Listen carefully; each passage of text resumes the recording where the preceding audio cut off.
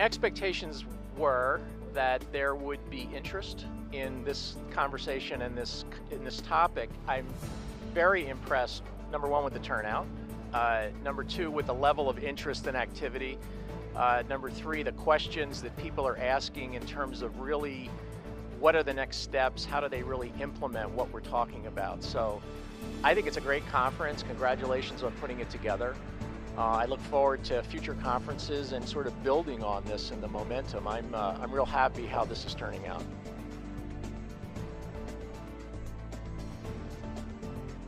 Well, I think the main points are you need to understand what entrepreneurship is about. I went through that part about the definition of entrepreneurship. It's just not about one-to-one seeing patients for your entire career. There's lots of, it's not just about creating a company. It's creating user-defined value. Number two, I think you need to differentiate the different types of innovation and where you set the hurdle and what you're trying to accomplish. And I think a third theme that I'm hearing a lot, maybe because fortunately we have medical students and residents in here, is that they're questioning their career decision. They're questioning whether they really want to be clinical physicians or not. And so they're looking for answers. They're looking for possibilities. And hopefully we can provide them with some options. Now, the advice that I give them is don't quit medicine, because you've put a lot into it. There's a tremendous need. And it's not an either or. It's not, do I be a doctor or an entrepreneur? It's how do you be both a physician entrepreneur? So during the course of your training, how do you do what's necessary given the time commitment that you have to put in to be a medical student or resident, and at the same time develop the competencies and skills you need to be an entrepreneur? You can't do it all. You can't do both at the same time. You have to phase it in.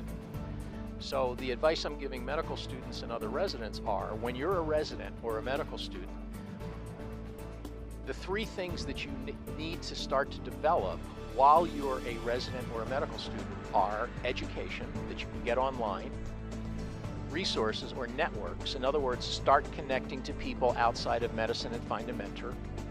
And whenever possible, get experience in a business setting.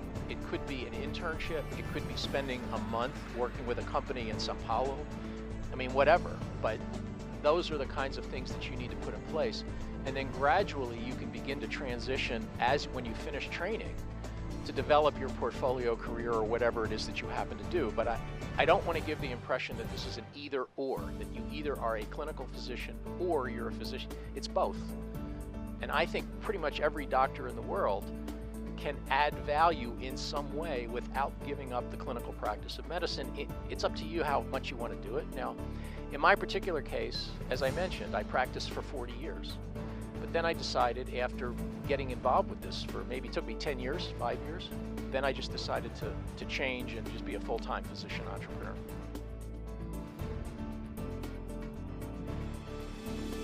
Well, what we're seeing, as I said, is a convergence of tech companies that we wouldn't traditionally consider to be healthcare or sick care companies. Telecommunications, media, marketing, cable, streaming video. Those companies are starting to get more and more interested in healthcare. And what that means is opportunity for physicians, because they don't really know a whole lot about the healthcare or the sick care system.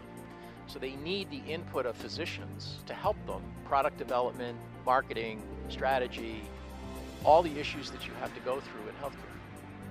Thank you very much, Arlen.